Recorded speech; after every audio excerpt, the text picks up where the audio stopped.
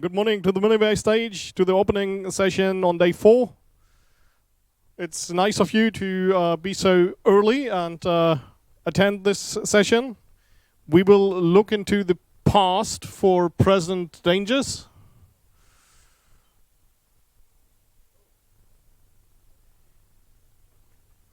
Welcome, Richard, for peeking over the tape mode. Wonderful, thank you. And thank you all for being here, indeed, this bright and early. Enjoy the shade while it lasts.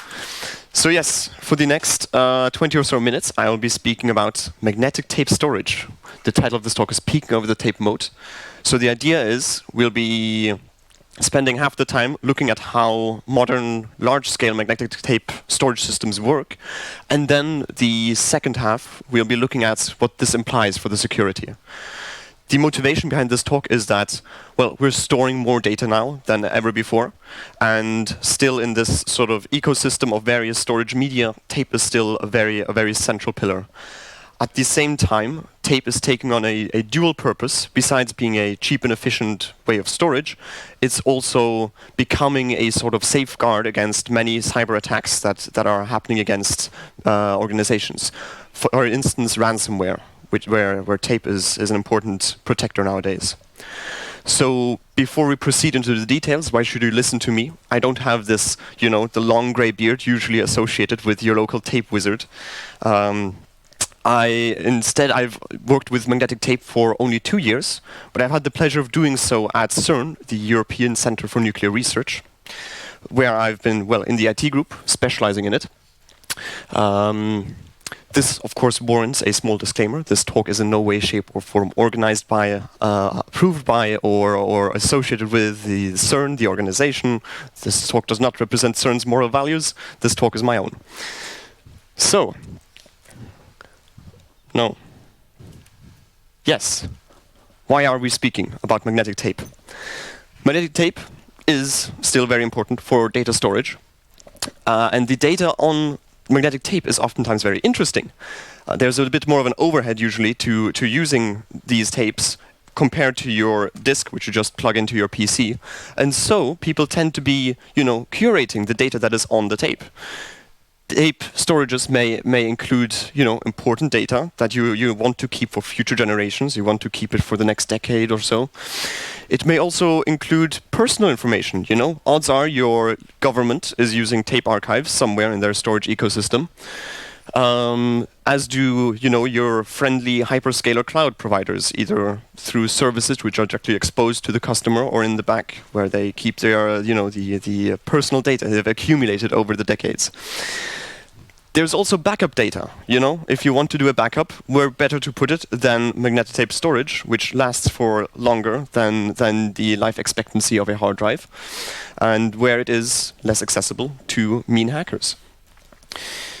Tape is also becoming popular again because it is less bad for the environment. It has a lower impact, both energy-wise and for the whole life cycle of the tape and the related infrastructure, than spinning disks or other tape storage systems or other storage systems. So there is a sort of push to use more tape in various institutions because of its environmental friendliness. And then, as I mentioned, tape is becoming this sort of last line of defense against ransomware attacks. Data written onto a magnetic tape cartridge is in this state right now inaccessible to an attacker. So if your ransomware attack is going on and you make this thing hard to get to, then you have data that is safe from the whole thing. And it's not just that this is a nice thing for organizations to have as a protection, it's also becoming mandated. So here, for instance, for this for the European Digital Operation Resilience Act, the DORA Act, it makes it a requirement for financial institutions to have the appropriate safeguards in place in their system, and then magnetic tape will be one of these. Finally, magnetic tape is still storing a lot of data at the end of the day. Just to hammer this home, here I have some, there we are, just an estimate from back home at CERN how much data will be needed. So here we see the For the Atlas experiment alone, you just need to look at like the y-axis. You see that we are looking at the exabyte, unit for the coming, decade. Times this by more experiments, by more institutions, which will have even higher requirements. We'll be in, zettabytes of data storage, and so we need to be efficient and scrape all the bits or put all the bits on media where we can. So, what does a magnetic tape system look like? At scale, or at medium-ish scale, it looks something like this. There is data input on the left side, where the data first hits what we call a disk buffer. This is because, well, tape can be fiddly to interact with, and most external systems know how to deal with disks instead of tape. So a disk buffer is a nice interface for those. Then the disk buffer servers will be speaking the protocol, the transfer protocol that you want to use. They'll be an intermediate buffer for both data going in and out, and then that makes the whole operation smoother. It's generally a bad idea to write to tape systems directly through the internet, so this is a nice buffer that smooths things out. However, this is a filthy disk system, so we won't be speaking about it anymore. So for the rest of this talk, we won't dedicate more time to it. After the disk buffer, the data goes to the tape server and the tape drive. The tape server is sort of the intermediate for connecting a drive to your local IT system, so it'll be connected to the internet, or the local network at least. It will have the appropriate drivers. It will have some disk storage as well to also buffer the files going in and out locally. And then it will have the tape drive connected somehow, usually as a SCSI device and by way of, for example, like fiber channel for the data transfer. The tape drive is responsible for writing to these things. So as you may note, where in a normal hard drive, you have both your storage media and the reading infrastructure in one unit. For tape, this is not the case. So the drive is the separate I/O device. A tape drive is housed within the tape library, and as are the cartridges. So the tape library is a container. It can have many shapes. It can be round. It can be container shaped. And inside of there, you have shelves of these magnetic tape cartridges and the drives for reading. In addition to that, you have some robotics for moving the cartridge to the drive and getting them into contact. And yes, so now we can look at these components a bit more in detail, individually. The media. The media, or tape cartridge, is what in the end stores your data. It is, if you open one up, it's a plastic container, and inside you have this wonderful tape all coiled up, which is composed of magnetic media and some polymers to keep it all together. The media comes in two flavors, Enterprise and LTO. Enterprise is the more expensive option, usually a bit more feature-rich and more capacity-rich. And then LTO, or Linear Tape Open, which is a more open standard by the LTO consortium. It's usually more focused on cost effectiveness, so a bit cheaper, but you get more bang for your buck. Around this time, the time of writing or speaking, a tape cartridge of the present generation holds about 18 to 20 terabytes of data each. And it has this nifty property that this doubles every couple of years. So whereas your disk storage at this time is sort of struggling to scale because it has reached its paramagnetic limit, where the bits are becoming so small that it's really hard to keep them magnetized and to have the technology around it to actually magnetize more stable media. Tape media still has lots of easy victories ahead. The bits are relatively big in contrast to disk or optical storage, but it makes up for that by virtue of having a big surface area. So the band inside the tape cartridge is 1 centimeter wide, but 1 kilometer long, which gives it a lot of surface area to work with. This, however, introduces a cost in that it may take time to seek to your files. So we'll get back to that. So once you actually have the drive, or the drive mounting the tape and are reading or writing it, it takes some time to get to where you want to go. The media may be formatted. It's similar to how you would format a disk file system. The baseline sort of is the LTFS file system, where you still have your tape is sort of like a disk file system with all the metadata attached. But at scale, you will find lots of systems which don't use this. So this means that the metadata, such as the file name, will not be on the tape itself, which also has implications. Moving on to the tape drive. As mentioned, it's the input-output device used for reading and writing tapes. These also come in the flavors of Enterprise and LTO, Enterprise being more feature-rich, and LTO being more bang for your buck. And also, they come in two shapes. They come in full height and half height. Full height is the sort of standard size that you would put into your tape library, and half height is the sort of smaller desktop or desk-sized edition. It can go up to 400 megabytes per second, thereabout at present. But this is under ideal conditions. If you write your data stupidly and you need to seek back and forth, you will of course incur a great cost to your read times. The drive is connected to the tape server, as mentioned. This is also known as the data mover in the lingo. And yes, connected by SCSI. The drive is capable of performing encryption and compression, which it makes it nice, so then you don't need all that hardware in the tape server. You can offload that to the drive. What does writing to tape look like? It's something like this. This won't be on the test, don't worry. When you mount a tape drive onto your tape server, you get these ST0, ST1, NST0, NST1, and so forth devices showing up. These are your destinations or your ways to interact with the drive. For bigger systems, you would then have some sort of command to get the correct cartridge from your library to your drive, and then you can operate it on it using actual tools or Linux tools which may or may not already be present on your machine. Fun fact: tar was used to interact with tape with tape storage. The MT command is maybe not installed on your laptop, but it's easy to install on most distros. This allows you to interact with the drive, to read its status, to load tapes into an active state, and so forth. Yes.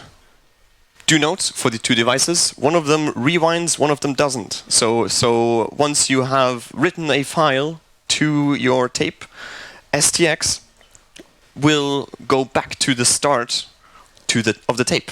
So if you go, I'll write my file number 1, thank you, and then later on go, I'll write file number 2, it will overwrite the first one. So beware.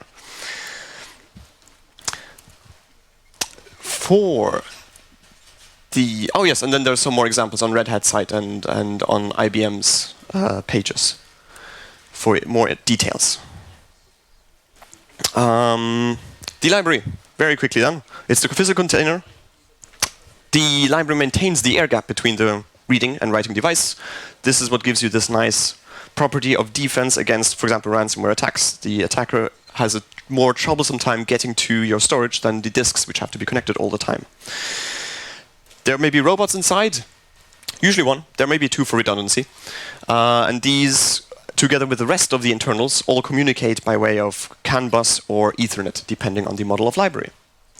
Very important, a library may be partitioned into logical libraries, similar to how you would partition your disk. So a logical library would show up to your software as a separate library to interact with. So then you can split your physical one into multiple logical ones, which is useful, as we will see. All right, finally, security, the part you've been waiting for. What does this all mean for the security of the tape system? Overwriting takes time. As we've mentioned, seeking takes time, getting to the right place. Also more just getting the tape from the library to the drive takes time. There's usually a queuing system because you have not so many drives in contrast to how many tapes you have. So it's a system of patience. You may have to wait a day to get to your data. Conversely, the deletion process is not as you would expect it, perhaps. you may know that on a disk you may delete a file, and then it's still like someone scraping the data from the disk, and after the fact may recover it, depending on how you've actively been writing. It's similar on tape. Usually the deletion process is just a metadata operation. So wherever you keep your metadata is where you just do the deletion and you don't actually touch the tape. That means the data is still on the tape. So if someone steals the tape after the fact, after you thought you deleted everything, data might still be fine. To remedy that, it's important, use encryption by default on your tapes, so that if someone runs off with them, they still can't read them. Also use this key management system called Lethe. I don't have the time to go into the details, but it's basically a neat way to organize encryption keys so that you can, on a more fine-grained level, delete files by just deleting encryption keys, which is then compliant with, for example, GDPR and other data management systems. Also be sure to wipe and destroy used tapes. Don't just throw them in the trash. Someone might be able to recover them. In addition, if you overwrite the start of the tape, your data may be completely gone. I mentioned this NST0 and NST, these devices which may rewind and not rewind. If you by accident go, oh, I'll write my 18 terabytes of data, and now I'll just add another file, and whoops, I wrote them to the wrong device. It's now at the beginning. You've overwritten the tape. The data is no longer accessible to you because these tracks on the tape media don't line up. They will no longer line up, and so without special equipment, you will not be able to read any successive data on the tape without special equipment, which you can get to you by your local 3-letter agency, or which you will have to ask your tape manufacturer or distributor for, which is usually a costly operation. An attacker may exploit this by very quickly just overwriting as many tapes as they can. So beware of that. It just takes the time to queue in the system, the time to mount the tape into the drive, and then just to write a few bits. Remember to protect yourself against that by restricting access, of course, as much as possible. Monitor access patterns, so log and monitor the log files for suspicious activity. Is someone mounting 2,000 tapes in my library and just writing the first bits? That's odd. Yeah, beware of that. Also, put in logical libraries with read-only access. So I mentioned these partitionings, these logical libraries. You can put, for instance, replicas of your tapes. So if you have data on one tape and you want to be really sure that it's safe, you create a double copy.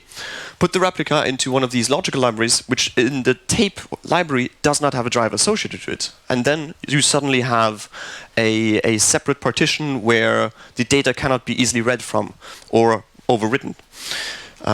Tapes can be moved in between, usually by way of special administrator commands or command line tools. I believe REST APIs are on their way as well. So this will be the way to protect against sudden overwrites. The patient attacker's encryption key switch attack. Tape is often used for backups, where you will have to encrypt for your users. A patient attacker can compromise a host and then just wait, observe. Then they may switch the encryption keys if they find them. Maybe you have put the encryption keys onto a file on disk, or you have put the encryption key into a database. The attacker can switch it. Just, they look at the cron job, they see the backup starts at 1:45 each day. We switch the key just before and just after, so that the backup takes place with the wrong encryption key. Do that for the duration of the data retention policy, and then suddenly, if an incident happens, if an attacker pulls the switch on the ransomware attack, then the backups are inaccessible to the horror of the system administrator. So, to remedy that, try to outsource key management to your users. It's nice to not centralize everything in your tape service to the best, of your abilities. If the software you use for the backups allows the user to manage the keys, that's great. Also monitor, of course, make your users take samples of their backups, read them back, and do the same yourself for the case where you manage the keys. And then finally distribute your architecture. If you don't make everything central, then it is certainly easier to avoid attacks on these files. Finally, one more. As we mentioned, you may have tape which is not self-describing, so your metadata may not be on the tape. What does this mean? It may mean that the metadata is on a central database somewhere. The central database is a very juicy target for an attacker. So remember to back it up and make sure you are not keeping the backup of the database.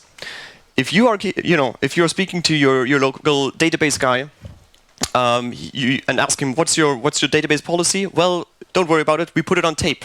They will say. And if your tape is then not self-describing, you will not be able to recover in the time of an incident. So that puts me at the end. To conclude, it's good to understand tape systems because they're still part of our mix of data storage media. Attackers may understand these quite, by just observing, so you should understand them too. And then I move on to questions.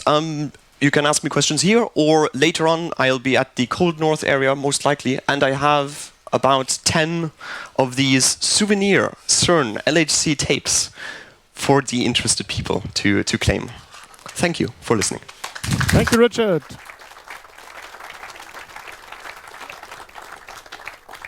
Okay, there's a microphone. 1 or 2 questions. Yeah. Thank you for your tape and for a blast from the past, which I understand is also the future. You talked about an act, European act, that requires using tapes, which is a nice thing because tape is a great media that has been forgotten. However, do you know if large companies have actually started implementing it and going back to tape? I think they never left tape, actually. So just be. Oh. Sorry to hear that. You should tell your management about the security benefits. But tape is for sure used still at scale. So I know that CERN used to be big players in the market back in the day. Now we have been sort of eclipsed by the hyperscalers. So now before we were sort of the big buyers for the vendors of tape. IBM, the producers are Sony and Fujifilm nowadays. But the use of tape has probably never been greater. It's just that, well, as more people move to the cloud, I suppose they implicitly use it through the cloud services more and more. It's, of course, maintaining a tape system by yourself is hard. There's lots of proprietary software around. Exactly, and you have to take responsibility for the breakage. We're trying to reduce the cost somewhat by, well, at CERN we develop our own open source software for the data management on tape. So this reduces the sort of requirement or the cost of running it yourself. But I see for medium-sized companies can be tough. Thank you, Richard. Oh, thank you. Richard, for your view at modern tape storage solutions. One more time. No. Oh. One more? No. All right. Speak to me after. Thank you all.